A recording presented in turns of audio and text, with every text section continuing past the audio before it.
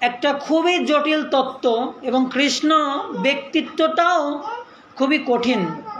কৃষ্ণকে লাভ করা যেমন কঠিন,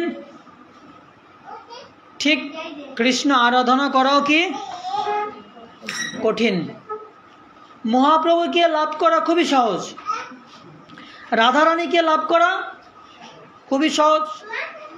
মহাপ্রভু সন্ধ্যাবেলায় আবির্ভূত হয়, ভক্তদের একটু কম কষ্ট দেয়। সন্ধ্যা পর্যন্ত উপবাস থাকা কি কষ্ট? কষ্ট না। রাধারানী দুপুরে আবির্ভূত হয়েছে, তাই ভক্তরা দুপুর পর্যন্ত কেউ নির্জলা থাকে, তারপরে অনুকল্প প্রসাদ পায়। ভগবান বলরাম দুপুর, ভগবান রামচন্দ্র সন্ধ্যা পর্যন্ত, ঠিক আছে, বিকালে উনি আবির্ভূত হয়েছিলেন। কিন্তু ভগবান কৃষ্ণচন্দ্র রাত 12টা নির্জলা উপবাস থাকতে হবে, কত কষ্ট, ঠিক না? কষ্ট না? তো ভগবান কৃষ্ণকে লাভ করা খুবই কষ্ট, ঠিক না? এই দেখুন, অনেক ভগবান আমাদের নৃসিংহদেব সন্ধ্যায় আবির্ভূত হয়েছে, ভগবান রামচন্দ্র বিকালে, বলরাম দুপুরে, রাধারানী দুপুরে, মহাপ্রভু সন্ধ্যায়, কিন্তু একমাত্র কৃষ্ণ কি একদম রাত 12টায় আবির্ভূত হয়েছিলেন তিনি, ঠিক আছে? বাচ্চাদের একটু ই করেন, তা রাত 12টায় কি হয়েছে? ভগবান আবির্ভূত হয়েছে। এই জন্য কৃষ্ণ খুবই কঠোর একজন ব্যক্তি। কৃষ্ণের আরাধনা, কৃষ্ণকে লাভ করা খুব কঠিন, ঠিক না? এই জন্য অন্যান্য যারা ভগবান আছে তারা কৃপালু, অপরাধ কি করেন? গ্রহণ করেন না, ক্ষমা করে দেন। কিন্তু কৃষ্ণ কিন্তু অত সহজে ক্ষমা করেন না। কৃষ্ণ অনেক ভোগ হয় ভক্তদের। তাই বলছে, যেজন কৃষ্ণ ভজে সে বড় চতুর। কেন এই কথা বলেছে? যে কৃষ্ণ ভজনা করতে হবে চতুরতার সাথে। কি করতে হবে? চতুরতার সাথে কৃষ্ণের ভজনা করতে হবে, চতুরতার সাথে। এই জন্য বলেছে কি, যেজন কৃষ্ণ ভজে সে বড় চতুর। আচ্ছা, কে কোথাও কি বলেছে যেজন গৌর ভজে সে বড় চতুর? বলেছে? বলছে গাও পুনঃ পুনঃ গৌরাঙ্গের গুণ সরল করি এমন। বলছে গৌরাঙ্গের গুণ গাও, মনটাকে সরল করো। কিন্তু এদিকে কি বলছে? যেজন কৃষ্ণ ভজে, কৃষ্ণ ভজনা করো, সে বড় চতুর। চতুর কৃষ্ণকে লাভ করতে হলে চতুর হতে হবে। সরল গৌরাঙ্গকে লাভ করতে হলে সরল হতে হবে। গাও পুনঃ পুনঃ গৌরাঙ্গের গুণ সরল করি এমন। যেজন কৃষ্ণ ভজে সে বড় কি? সে বড় চতুর। কৃষ্ণ, ভগবান শ্রীকৃষ্ণের ক্ষেত্রে শুধু বলা হয়েছে কি চতুর, কারণ কৃষ্ণ হচ্ছে চতুর। আর কোনো চতুর ব্যক্তির সাথে মিশতে হলে, তার সঙ্গে যদি ব্যবসা করতে হয়, তার সঙ্গে যদি কোনো চলাফেরা করতে হয়, কোথাও যেতে হয়, তাহলে কি হতে হবে? চতুর হতে হবে। এবং অনেক ব্যক্তিরা আছে, তাদের সঙ্গে যদি আপনি কোথাও ট্যুরে যান, কোথাও যান, তাহলে দেখবেন কি যে সে ভাড়া দেয় না। আপনার এই মান সম্মানের খাতে কি করতে হয়? তার ভাড়াটা কি করতে হয়? দিয়ে দিতে হয়। আর যারা চতুর ব্যক্তি, চালাক, তারা সবসময় এটাই করে। আর যদি ভাড়া দিতেও চায়, ভাড়া চায়, খুচরা নেই আমার কাছে, তোমার কাছে আছে খুচরা? ঠিক আছে, তাকে 1000 টাকার নোটটা বের করে, আমার কাছে তো খুচরা নেই, তোমার কাছে আছে খুচরা, ঠিক আছে? তাই দেখুন, এই জন্য চতুর ব্যক্তিদের সঙ্গে চলতে গেলে কি করতে হবে? চতুর হতে হবে। আর কৃষ্ণ হচ্ছে চতুর, আর চতুর কৃষ্ণকে পেতে হলে কি হতে হবে? চতুর হতে হবে। এই জন্য আচার্যরা এই কথা বলেছেন, যেজন কৃষ্ণ ভজে সে বড় চতুর। এখন আপনি ডিসাইড করুন যে আপনি কাকে ভজবেন, সরল গৌরাঙ্গকে ভজবেন নাকি চতুর কৃষ্ণকে ভজবেন, ঠিক আছে? যেজন কৃষ্ণ ভজে সে বড় চতুর। তো এই চতুর কৃষ্ণ আবির্ভূত হবেন শনিবার। কি বার? শনিবার। এখন এই চতুর কৃষ্ণকে যদি আমরা প্রসন্ন করতে চাই, তাকে যদি আমরা খুশি করতে চাই, তাহলে কি করতে হবে? রাত দুপুর, আপনারা তো বেলা দুপুর পর্যন্ত, অনেকে এত বেলা দুপুর হয়ে গেছে এখনো খাওয়া দাওয়া করিসনি কেন? আমরা এরকম বলি না যে বেলা দুপুর হয়ে গেল, 3টা বেজে গেলে এখনো দুপুরের খাওয়া হলো না, ঠিক কিনা? আর কৃষ্ণ রাত দুপুর বেলা পর্যন্ত না খেয়ে রাখবে আপনাকে, বুঝেছেন? কি করতে হবে? নির্জলা উপবাস করাবে আপনাদের দিয়ে। তাই চতুর কৃষ্ণকে লাভ করতে হলে আমাদেরও কি হতে হবে? চতুর হতে হবে। আর চতুরটা কি? তা আগের দিন ঘুমানোর আগে বেশি বেশি খাবেন, ঠিক আছে? আগের দিন ঘুমানোর আগে অর্থাৎ শুক্রবার রাত্রে বেশি বেশি খাবেন, চিনির জল খাবেন, ঠিক আছে? যে জিনিসগুলো আপনার শরীরে থাকবে বেশি সময় ধরে সেই রকম জিনিস খাওয়া দাওয়া করবেন। তাহলে কি হবে? আগামী দিন কষ্ট কম হবে, বুঝেছেন? তো চতুর কৃষ্ণকে পেতে হলে চতুর হতে হবে, আর সরল গৌরাঙ্গকে পেতে হলে সরল হতে হবে, ঠিক আছে? তো একজন মালিক, তার বাড়িতে একটা গাধা আছে। কি আছে? একটা গাধা। খুব যত্ন করে সেই গাধাটাকে পোষে। দেখা যাচ্ছে 2 দিন পর একদিন খেতে দেয়। কত যত্ন করে পোষে, বুঝতে পেরেছেন? যে 2 দিন পরে একদিন খেতে দেয়। এত কষ্ট, এত যত্ন করে সেই গাধাটাকে পোষে। আর এই গাধাটাকে দিয়ে খুব খুব কাজ করায়। কত কাজ করায়? খুব কাজ করায়। তা কি করে? গাধার পিঠের সাথে একটা লাঠি, ঠিক গাধার মুখ থেকে 1 হাত দূরে, এতটা দূর যায়, সে একটা লাঠি বেঁধে ওই লাঠির মাথায় একটা মূলো ঝুলাই দেয়। কি ঝুলাই দেয়? কি ঝুলাই দেয়? মূলা ঝুলাই দেয়। এখন ওই গাধা ভাবে কি সামনে সাদা মূলা দেখা যাচ্ছে, এই তো আর 1 হাত হাঁটলে বোধহয় আমি কে এই মূলাটা খেতে পারবো।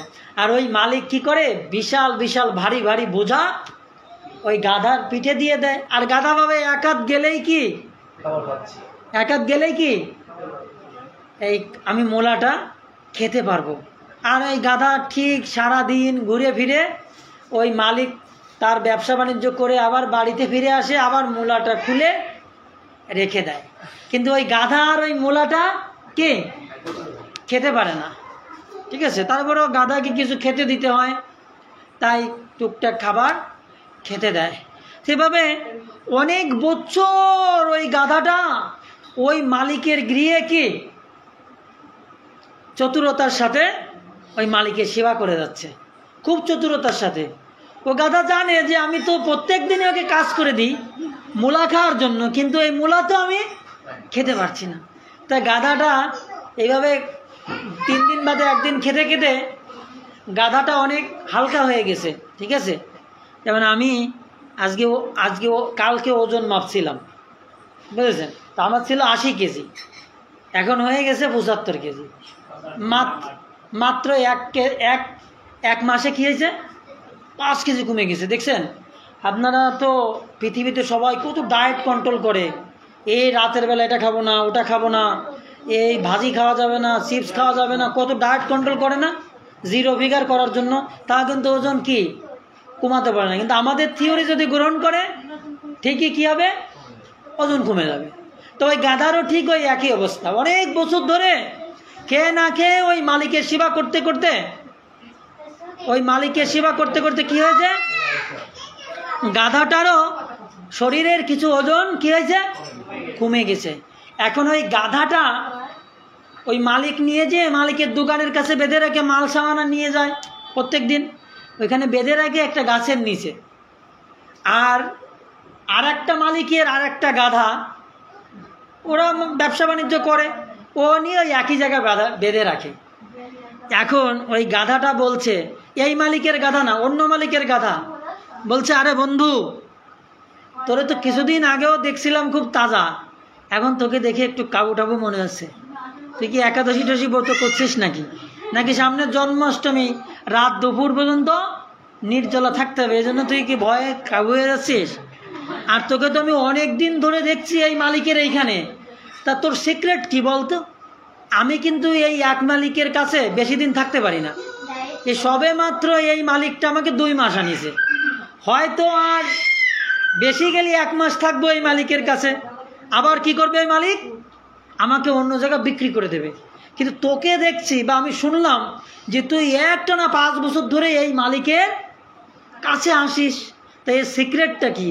তুই তো বেশ চতুরতার সাথে হয়তো আসিস, তাই সিক্রেটটা কি আমাকে একটু বলবি? তা এখন বলছে, বন্ধু কি বলবো তোকে, এই কথা আমি বলতে পারতেছি না, আমার না লজ্জা করতেছে। কেন লজ্জা করতেছে? কেন? বন্ধু কি আর বলবো, এই মালিক আমার মূলো ঝুলোয় ঝুলোয় কাজ করায়, আমি কাজ করি, এবং পরের দিন সকালবেলা তো আমাকে নিয়ে আসে মালটাল নিয়ে, আবার রাত্রে ফিরে যেয়ে আমাকে বেঁধে রাখে। আর ওই মালিকের একটা খুব সুন্দর মেয়ে আসে, বুঝলি, ওই মেয়েটা পড়াশোনা করে না, পচা মাথা, যতই 2-3টা টিচার দেয়, কিন্তু ওই রেজাল্ট দিলে দেখা যায় কি সবার পিছনে কোনো মতে টানিয়ে টুনিয়ে পাস করে। আর ওই মালিক কয় কি, তোরে তুই যদি সামনের বছর ভালো পাস করতে না পারিস, তোরে গাধার সাথে বিয়ে দেবো। কিন্তু ঠিক আছে, স্বাভাবিক আমরা আমাদের বাচ্চাদের বলি না, বলি কি না, বলি তো, যে তোরে কিন্তু গাধার সাথে বিয়ে দেবো। তা বন্ধু কি বলবো, আমি ওই আশায় আসি কবে ওই মায়েদের সাথে আমার বিয়ে দেবে। এই জন্য আমি শত কষ্ট সহ্য করে হলেও আমি এই মালিকের বাড়ি এই 5 বছর ধরে রয়েছি। যে মালিক তো বলে যে সামনের বছর যদি তুই আরো ভালো রেজাল্ট না হয়, রোল যদি না কমাতে পারিস, তাহলে তোরে কিন্তু ওই গাধার সাথে বিয়ে দেবো। তা বন্ধু কি বলবো, আমি ওই আশাই আসি যে কবে ওই মালিক ওই মেয়েটার সাথে আমার সাথে কি বিয়ে দেবে, বুঝেছেন। এখন ও বন্ধু এইটা তো সিক্রেট। তা আরে পাগল, তোর সাথে কি কোনোদিন ওই মেয়ের বিয়ে দিবে? কোনোদিনও দেবে না। তুই তো বলো, তুই তো আসতো বলো। আমি কি করি জানিস, আমার যতই খাবার লোক দেখেন না কেন, আমি জোরে হাঁটি না, আমি আস্তে আস্তে হাঁটি, এবং আস্তে আস্তে এটা দেখা যাচ্ছে কোনোদিন 10টায় আমার দোকানে আসার কথা, তা দেখা যাচ্ছে কোনোদিন আমি হাঁটতে হাঁটতে 1টার সময় আমার মালিকের দোকানে নিয়ে আসি। আমার মালিক দেখা যাচ্ছে 3-4 ঘন্টা ব্যবসা বাণিজ্য ভালো হয় না।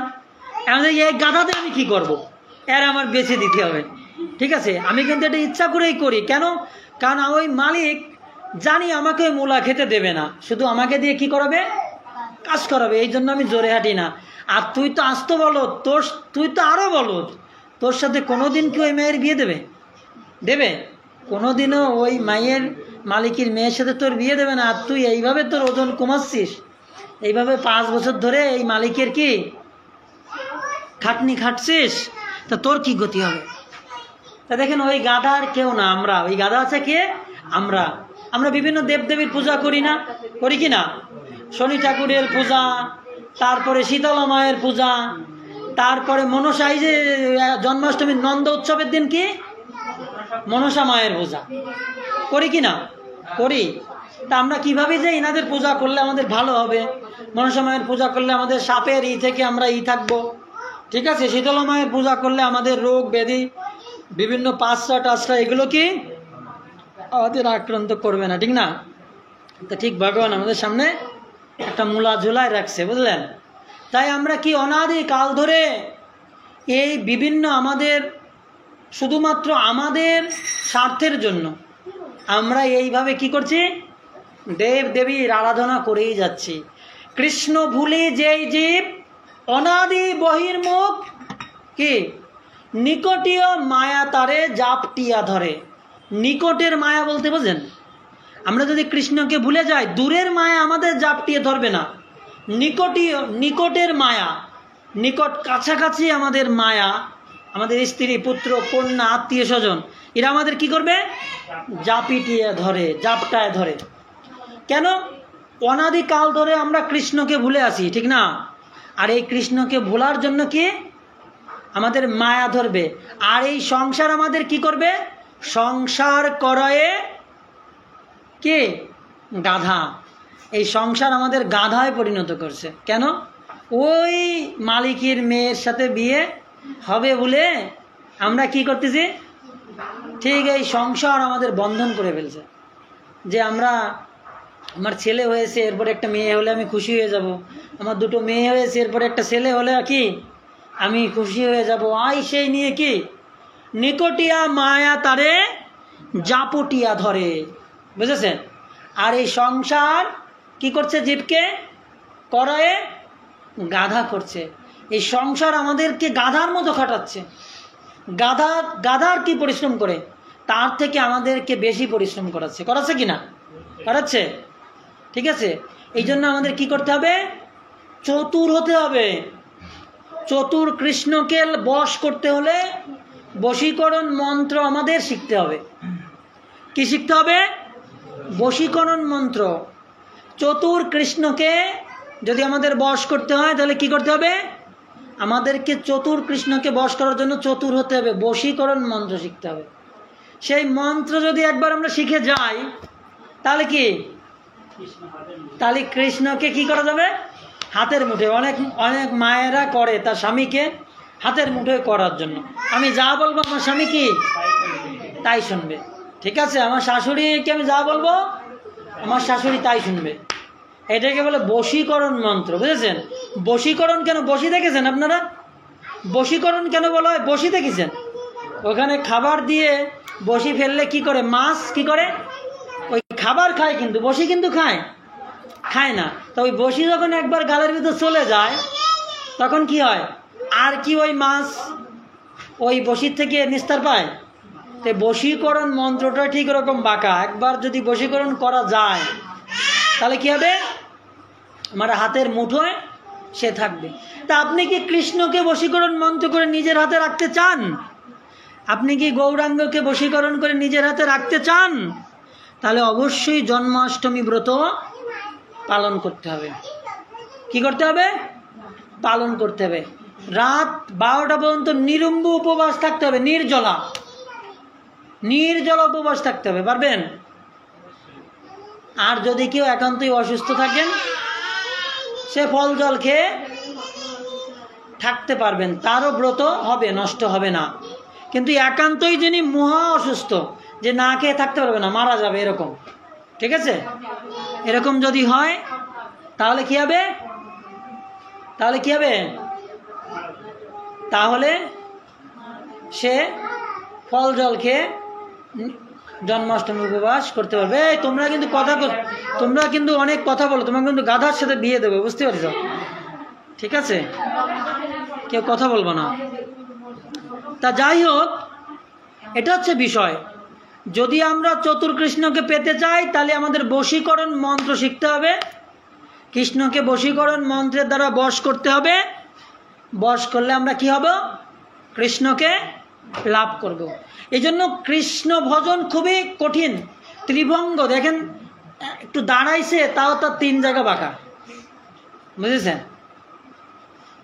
চোখটা দেখেন, মনে হচ্ছে যেন আমার দিকে তাকাচ্ছে, প্রত্যেকের দিকে তাকান, হ্যাঁ কিনা?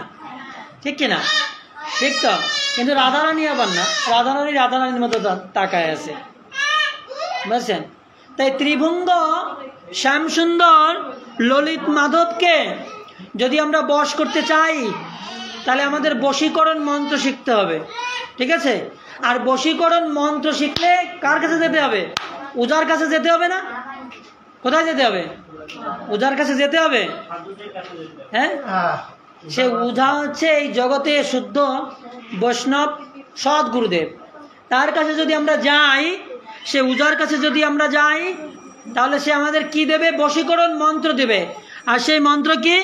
হরে কৃষ্ণ কৃষ্ণ কৃষ্ণ হরে হরে, হরে রাম রাম রাম হরে হরে। এটা হচ্ছে বশীকরণ মন্ত্র, বুঝেছেন? কিন্তু এই বশীকরণ মন্ত্র দেখবেন পঞ্জিকাতেও লেখা থাকে, কিন্তু ওইটা আপনি নিজে নিজে পড়লে কোনো কি কাজ হবে না। ওইটা প্রয়োগ করতে হলে আপনাকে ওঝার কাছে যেতে হবে, তান্ত্রিকের কাছে যেতে হবে।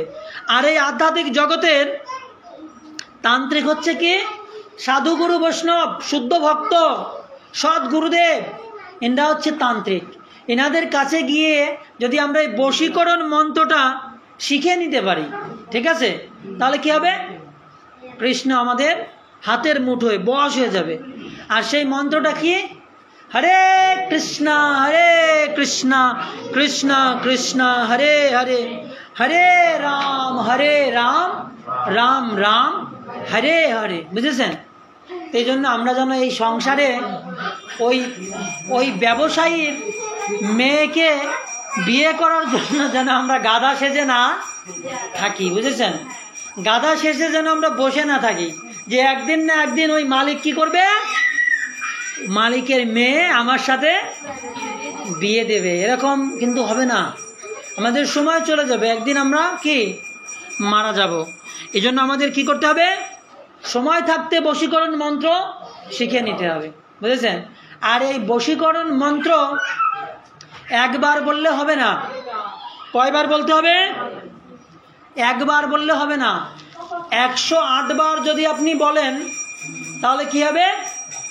আপনার ওই বশীকরণ মন্ত্রে একটু কি করবে? কাজ দিবে, একটু কি দিবে? কাজ দিবে। যদি আপনি 1, 2, 3 বার 5 বার বলেন তাহলে কাজ হবে না। ঠিক আমাদের মোবাইলের একটা নাম্বার আছে, ঠিক না? মোবাইলে কয়টা সংখ্যা? 11টা। এখন আপনি যদি 12টা দেন বা আপনি যদি 10টা দেন, তাহলে কি আপনার যে নাম্বারে আপনি কানেক্ট করবেন, কল দিচ্ছেন, সেই নাম্বারে কি কল যাবে? যাবে? যাবে? যাবে না। ঠিক এই বশীকরণ মন্ত্র কার্যকারী হবে এই 108 বার যদি আমরা এই জপের মালায় প্রত্যেকবার 108 বার যখন আমরা এই বশীকরণ মন্ত্র কি করব? জপ করব, তখন এই মন্ত্র কি হবে? কাজ করা শুরু করবে। এখন আপনি যত বেশি এই মন্ত্র উচ্চারণ করবেন তত কৃষ্ণ কি হবে? তত কৃষ্ণ বশ হয়ে যাবে এই বশীকরণ মন্ত্রের দ্বারা। ঠিক আছে?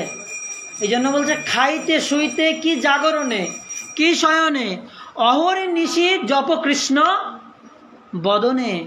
বুঝেছেন? কি আপনি কাজ করছেন, কি আপনি খাচ্ছেন, কি আপনি ঘুমাচ্ছেন, কি আপনি স্নান করছেন, সব সময় কি করতে হবে?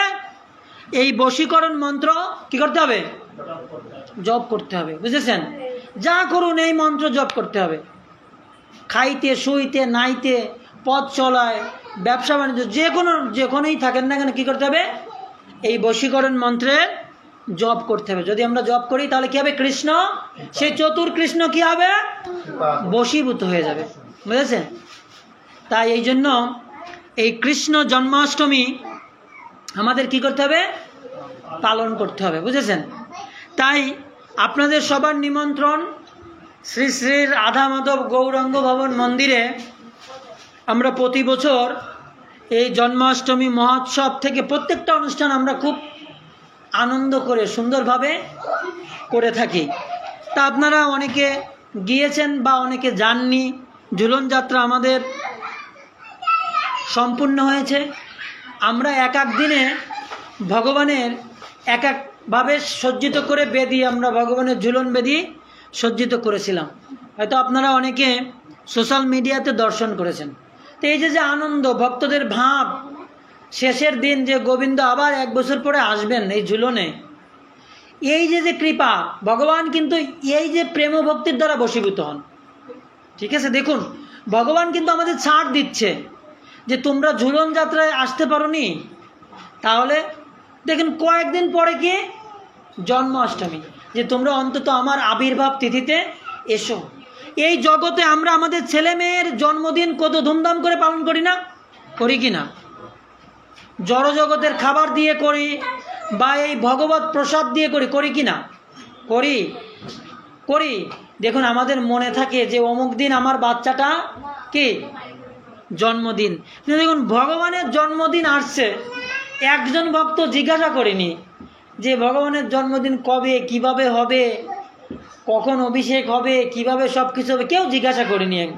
এখনো কেউ কি জিজ্ঞাসা করেনি। অবশ্য অনেকে প্রণামী পাঠাইছে, অনেকে প্রণামী পাঠিয়েছে ভগবানের সেবার উদ্দেশ্যে, কিন্তু কেউ জিজ্ঞাসাও করি নাই যে প্রভু এবার জন্মাষ্টমী কখন হবে, অভিষেক কিভাবে হবে, কখন করবেন, ঠিক না? কিন্তু আমার মেয়ের জন্মদিন, আমার ছেলের জন্মদিন, প্রভু অমুক তারিখে কিন্তু আমার ছোট্টটার জন্মদিন।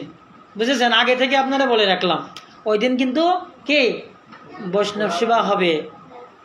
তো এই জগতের ঈশ্বর যিনি 14 ভুবনের গুরু চৈতন্য গোসাই, স্বয়ং ভগবান কৃষ্ণ, বুঝেছেন, তার আবির্ভাব তিথি তাহলে আমাদের কয় মাস আগে বলা উচিত, জিজ্ঞাসা করা উচিত, উচিত কি না? কিন্তু আমাদের ভিতর সেই প্রেমভক্তি, সেই ভাবভক্তি আমাদের ভিতর নেই। আমরা শুধু আমাদেরটা নিয়ে ব্যস্ত। বুঝেছেন? কিন্তু আমরা ভগবানেরটা নিয়ে কি ব্যস্ত না। ঠিক আছে? তা আমাদের সন্তানের জন্মদিন যদি আমরা এত ধুমধাম করে করি, তাহলে ভগবানের জন্মদিনটা কিভাবে করা উচিত? কিভাবে করা উচিত? করা উচিত কি না? অনেক আনন্দের সহিত। কিন্তু আমরা ভগবানের জন্মদিনে কি আমাদের সময় থাকবে না, অনেকের ওই দিন পরীক্ষা আছে, অনেকের ওই দিন ব্যবসার কারণে ঢাকা, যশোর, খুলনায় যেতে হবে, ঠিক না? অনেকের ওই দিন কারো শালির বিয়ে হবে, কারো হবে, সেইখানে যেতে হবে, ঠিক না? কিন্তু ভগবানের আবির্ভাব তিথি, আপনার ছেলের জন্মদিন করলে, আপনার মেয়ের জন্মদিন করলে কি আপনার মেয়ে আনন্দিত হয় না যে আজকে আমার জন্মদিন হচ্ছে, একটা কেক আসবে, মাথায় একটা টুপি আসবে, স্প্রে আসবে, ঠিক না? আমাকে সবাই গিফট দেবে, খুব আনন্দ পায় না? তো ভগবানও খুব আনন্দ পায় তার জন্মদিনের দিন, আবির্ভাবের দিন, যে দেখে ভক্তরা এসেছে, আমার জন্য না খেয়ে বসে আছে, তারা অভিষেক করবে, আমার জন্য অ্যারেঞ্জ করছে, আমার জন্য কি তারা সব কিছু সাজিয়েছে। আমরা আমাদের জন্মদিনে অনেক সাজাই না, সাজাই কি না? যে ভগবানের জন্মদিনে আমরা যদি একটু সাজাই, তাহলে আমরা পাশ থেকে অনেকে কমেন্ট করে, এই একদিনের জন্য এত খরচ করতে হবে কেন, ঠিক না? আচ্ছা, তুমি 2 ঘন্টার জন্য তোমার মেয়ের জন্য তুমি এত খরচ করলে, সে সময় তো তুমি কিছু বলনি। কিন্তু আজকে যখন ভগবানের জন্য, ভগবানের জন্মদিনে খরচ করার সময়, তখন কি হচ্ছে? তখন বলে, আরে ভগবানের জন্য এ করার দরকার কি? এই যে ঝুলন যাত্রায় আমি প্রায়, যেদিন আমরা শুধু ফুল দিয়ে সাজিয়েছি, সেদিন আমি প্রায় 1400 টাকার ফুল কিনে নিয়ে গেছি ফকিরহাট থেকে, ঠিক আছে? আর আমাদের 2 জন ভক্ত, তারা পদ্ম বাগানে পদ্ম ফুল তুলতে গিয়েছিল, প্রায় 1000 পদ্ম ফুল এনেছে, বুঝেছেন? কয় হাজার? 1000 পদ্ম ফুল। সব জায়গায় শুধু পদ্ম ফুল আর পদ্ম ফুল, সব জায়গায়। যেখানে দড়ি পদ্ম ফুল, যে দড়িটা দিয়ে ভগবানকে ঝোলানো হবে সেটাও পদ্ম ফুলের, সব কিছু এভরিথিং কিসের? পদ্ম ফুলের, বুঝেছেন? কিসের? পদ্ম ফুলের। এই যে আবার একজন বলছে, আরে এত টাকার ফুল কেন নষ্ট করা লাগলো? এই পদ্ম ফুল করা যদি বটতলায় বিক্রি করা হতো, তাও 10,000 টাকা বিক্রি করা যেত, ঠিক আছে? 10 টাকা যদি পিস বিক্রি করা হতো, তাও 10,000 টাকা পিস বিক্রি করা হতো। আবার বলছে, আরে এত টাকা দিয়ে ফুল 2 ঘন্টার জন্য ভগবান ঝুলনে উঠবে, এত টাকা নষ্ট করা হলো কেন? বুঝেছেন? যে আমাদের এই যে মনোভাব, ভগবানের জন্য যদি আমরা কিছু করি, এটা নষ্ট করা হয়। আর আমরা নিজেদের জন্য যদি করি, এটা নষ্ট করা হয় না। আচ্ছা, আমার বাচ্চার ঘরে নতুন পোশাক আছে কি না? আছে। আমার স্ত্রীর নতুন শাড়ি আছে ঘরে। আমার বাবার ঘরে নতুন পোশাক না থাকলেও, আমার বাচ্চার, আমার স্ত্রী, ছেলে মেয়ে, এদের কিন্তু নতুন পোশাক কি ঘরে থাকে? তো অবশ্যই থাকে। তো তারপরেও যখন একটা উৎসব বাদে, এই সামনে দুর্গাপুজো আসছে, প্রত্যেকে নতুন কাপড় চোপড় নেবে কি না? নেবে, নেবে তো। এখন জন্মাষ্টমী আসছে, আমরা আমাদের গোপালকে একটা নতুন বেডশিট, নতুন পোশাক আমরা দিতে পারি তো? পারি, কিন্তু আমরা দেই না কেন? দরকার কি আছে? তো ভগবানের তো কত আছে, ভগবান পড়বে, এত আছে, আবার কেন দিব? কিন্তু আমাদের ক্ষেত্রে, আচ্ছা, একটা বড় পূজায় কেউ কোনো কাপড় চোপড় দরকার নেই, হবে? হবে? হবে না, বুঝেছেন? আমরা ভগবানকে আপন করতে পারি না, এই জন্য আমাদের এত দুঃখ, এত কষ্ট। কিন্তু আমরা আমাদের নিজেদের বাচ্চা, বাবা মা, শ্বশুর শাশুড়ি, পূজার সময় শ্বশুর, আমার শাশুড়ির একটা শাড়ি না দিলে হয়? আমার শ্বশুরি একটা লুঙ্গি কিনে না দিলে হয়? না, মান সম্মানের ব্যাপার না? কিন্তু ভগবানকে কি, ভগবানকে জন্মাষ্টমী আসলে ওই ভগবানকে একটু 2 খান লুচি বানালাম, 2টা লাড্ডু বানালাম, চরণে তুলসী দিলাম, মাখন মিশ্রি দিলাম, ব্যাস, অল দ্য বেস্ট, সব শেষ। না, এরকম না। ভগবান আসবেন 1 বছর পর, সেইভাবে তাকে কি করতে হবে? অভ্যর্থনা করতে হবে। আমার বাচ্চার জন্মদিনে যদি আমি 200 বেলুন দিয়ে সাজাই, ভগবানকে 1000 বেলুন দিয়ে সাজানো উচিত, বুঝেছেন? এইভাবে ভগবানের সেবা করা উচিত। যদি ভগবানকে আমরা নিজের না ভাবতে পারি, তাহলে কি এই জড়জগতের কেউই আমাদের আপন না, কেউ আপনার কাছে থাকবে না। আজকে আপনার মা আছে, কালকে আপনার মা চলে যাবেন। আজকে আপনার ছেলে আছে, আপনার স্ত্রী আছে, যে কোনো সময় চলে যেতে পারে, ঠিক না? বুঝেছেন?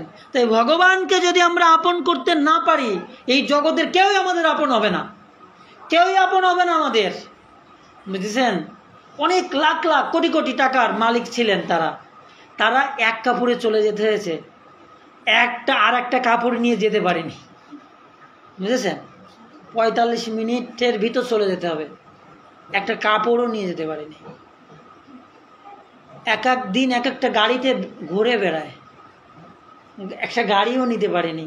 কি করেছে? 2 দিন বাথরুমের ভিতর পলায় থাকতে হয়েছে, 3 দিন কচুরিপানার ভিতর পলায় থাকতে হয়েছে, তারপরে বর্ডার ক্রস করতে হয়েছে, বুঝেছেন? এসি রুমে যারা থাকতে হবে, বাথরুমটাও এসি। কেন? কারণ এই জগতের শুধু এই ঐশ্বর্যটাকে তারা আপন করেছে, কিন্তু সৃষ্টিকর্তা ভগবানকে তারা কি আপন করতে পারেনি, বুঝেছেন? কি বলেছি? এটা হচ্ছে সমস্যা। এই জন্য এখনো সময় আছে। হরিনাম করজীব আর সব মিছে, পালাইতে পথ নাই, যম আছে পিছে। আপনি পালিয়ে যাবেন কোথায়? যমরাজ আপনার পিছনে সব সময় আছে। আপনি ভাবছেন যে আমি ঘর থেকে বেরোবো না, বাইরে গেলে তো আমি গাড়ি অ্যাক্সিডেন্ট করে মারা যেতে পারি, ঘরের ভিতরেই থাকবো। ঘরের ভিতরে ফ্যানটা চালাই দিয়ে সুন্দর করে বসে আছেন, কিছু সময় পরে ফ্যানটা খুলে আপনার মাথার পার পড়েছে। কি হয়েছে? আপনি ভাবছেন আমি বাইরে গেলে গাড়ি অ্যাক্সিডেন্ট করবো, বাইরে যাবো না, ঘরের ভিতর থাকবো। বাইরে গেলে আমার করোনা হবে, ভাইরাস ঢুকবে, আমি ঘরের ভিতর থাকবো, ঠিক না? কিন্তু এই ঘরের ভিতরেও আপনার কাছে কি ভাইরাস চলে আসতেছে, করোনায় আপনি মারা যাচ্ছেন, আপনার আত্মীয়স্বজন চলে যাচ্ছে কিনা? পালাইতে পথ নাই, কে? যম আছে পিছে। যদি পালাতে চান একটাই পথ আছে, সেটা হচ্ছে কি পথ? গৌরাঙ্গের পথ। কে যাবে রে ভাই ভব সিন্ধু পার, ধন্য কলি যুগের চয়, তন্ময় অবতার। কোন পথ? আমার গৌরাঙ্গে ঘাটে অদন খেয়াবায়, জড় অন্ধ আতুরয়া বোধি পার হয়। কে যাবে রে ভাই ভব সিন্ধু পার। তাই ভব সিন্ধু পার হতে হলে কি হতে হবে? ভগবানকে আপন করে নিতে হবে, বুঝেছেন? ভগবানকে কি করতে হবে? আপন করে নিতে হবে। ভগবানকে যদি আপন করে না নিতে পারি তাহলে কি আমাদের সবই কিন্তু বৃথা। মনে রাখবেন, আপনি যে কোনো সময় পৃথিবী থেকে চলে যেতে পারেন কিনা? আপনি গাড়িতে যাচ্ছেন, যা আশা করছেন, যে কোনো সময় আপনি মারা যেতে পারেন, ঠিক না? কেউ স্কুলে যেতে যেতে, কেউ বাথরুম করতে করতে মারা যাচ্ছে, কেউ জল খেতে খেতে মারা যাচ্ছে, ঠিক না? কিন্তু আমরা মরবো কিভাবে? ভগবানের কথা শুনতে শুনতে, ভগবানের নাম করতে করতে, ভগবানের কথা বলতে বলতে, ভগবানের জন্য রান্না করতে করতে, ভগবানকে ভোগ নিবেদন করতে করতে, ভগবানের ভক্তদের প্রসাদ দিতে দিতে, এইভাবে মারা যেতে হবে, বুঝেছেন? মরতে সবাইকে হবে। যখন ধ্রুব মহারাজ সাধন ভজন শেষ, অনেক বয়স হয়ে গিয়েছে, তখন উনি কি করলেন? যোগ বলে ওনার দেহকে ত্যাগ করলেন। বৈকুণ্ঠ থেকে রথ এসেছে, বৈকুণ্ঠ থেকে কি করেছে? রথ এসেছে, বুঝেছেন? এখনো ওনার দেহ ত্যাগ করেননি, বৈকুণ্ঠ থেকে কি এসেছে? রথ। এখন উনি রথে উঠবেন, কিন্তু তার আগে সুন্দরী একটা স্ত্রী বলছে, হে ধ্রুব মহারাজ, আপনাকে আমাকে আলিঙ্গন করতে হবে। বলছে, আপনি কে? আপনাকে আমি আলিঙ্গন করব? বলছে, আমি হচ্ছে মৃত্যুর দেবী, এই মৃত্যু লোকের আমি দেবী, আমি মৃত্যু দেবী। মৃত্যুকে কেউ আলিঙ্গন না করে সেই ভগবত ধামে কেউ যেতে পারে না, ঠিক আছে? তখন ধ্রুব মহারাজ বলছে, তা আপনার যদি এত সাহস থাকে তাহলে আপনি আমাকে আলিঙ্গন করুন। এখন শুদ্ধ ভক্ত, তার দেহ চিন্ময় হয়ে গেছে, মৃত্যু তাকে কিভাবে আলিঙ্গন করবে, ঠিক আছে? তখন ধ্রুব মহারাজ যখন রথে উঠবে, মৃত্যুর দেবী ওই রথের নিচে গিয়ে ভূত হয়ে সিঁড়ি হয়ে গিয়েছে। বলছে, এ ভক্তপ্রবর, আপনার এই শ্রীচরণ আমার মস্তকে রাখুন, আপনার চরণের স্পর্শে আমি মুক্ত হয়ে যাব। তাই মৃত্যু দেবীর পিঠের উপর, মস্তকের উপর পা রেখে ধ্রুব মহারাজ সেই রথে কি উঠে বৈকুণ্ঠে চলে যাচ্ছেন।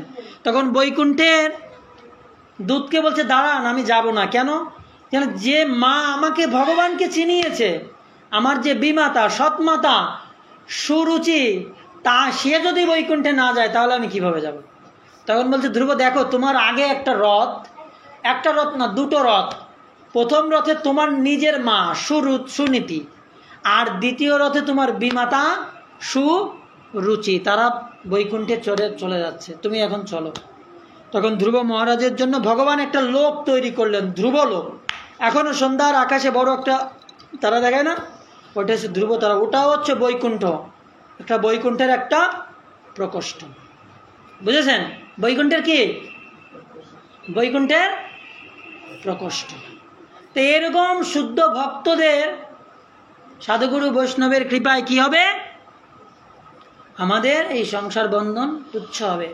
তাই ভগবান কৃষ্ণচন্দ্র অনেক আনন্দ লাভ করেন যে আমার জন্মাষ্টমী, আমার জন্মদিন পালন করছে। ভগবান না জন্মে না মারা যায়, বুঝেছেন?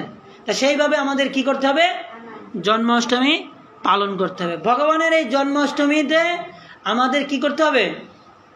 যথা সর্বস্ব দিয়ে আমাদের ভগবানের কে আনন্দ দান করতে হবে, বুঝেছেন? কেউ ভগবানের সেবায় 1 বস্তা চাল দিবেন, কেউ ভগবানের সেবায় 10 লিটার তেল দিবেন, কেউ ভগবানের সেবায় 5 কেজি ডাল দিবেন, কেউ ভগবানের সেবায় 1000 বেলুন দিবেন, বুঝেছেন? কেউ ভগবানের অভিষেকে যত ঘি লাগবে ঘি দিয়ে দেবেন, ভগবানের অভিষেকে আরও অনেক কিছু লাগবে এগুলো দেবেন। সব কিছু ভগবান কী হবে?